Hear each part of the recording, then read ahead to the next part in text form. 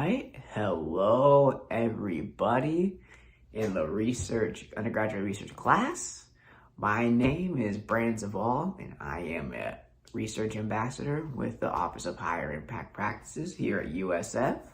And today I'm here to be talking about just my personal experience getting into undergraduate research and some tips for you guys on how you too can also get involved. So, I am a fourth year chemistry major. It is what I do every day, all the time, forever. And I started my research journey almost 2 years ago now. And at first, I started with what everyone tells you, which is to email as many faculty as you can and see who replies. And nobody got back to me except one person. And that person was Dr. Giannis Panopoulos, and he works over at the Research Park building over down yonder. And so I emailed him, sent him my transcript and my CV, or what little CV I had at the time, / resume, doesn't matter. And my GPA was actually not that good. It was not that good, but I actually read some of his papers before I actually got around to meeting him, and he gave me a walkthrough of the lab. And actually, much later on, like a month ago, I was actually asking him for things that he likes to see in undergraduate researchers. And he actually remembered the time that he met me. And he said that one of the things that stuck out the most was, one, the fact that I was familiar with some of his work, and two, my enthusiasm for the work. Because as he was walking me around the lab, showing me all the different instrumentations and former projects and posters and publications, I was like, basically like a deer caught in headlights, like, oh my gosh, this stuff is so cool. And I actually have spoken to many other professors who have independent research projects going on.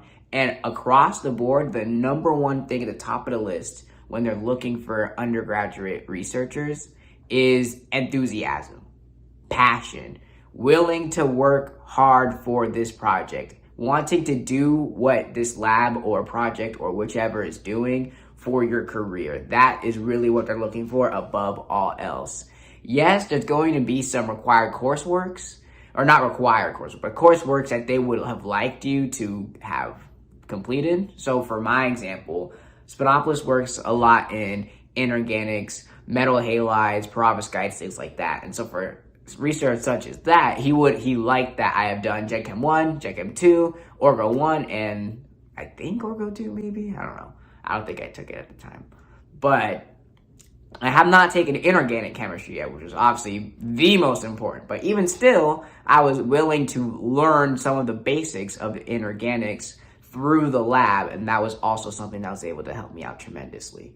Now that I am older and have more experience and I've talked with professors, if I were to go back in time and redo some things, the first thing that I would do, and I recommend to all of you, is to find your the professor that you wish to study under. I would try and find their office hours, where their office is, meeting them in person first prior to the email.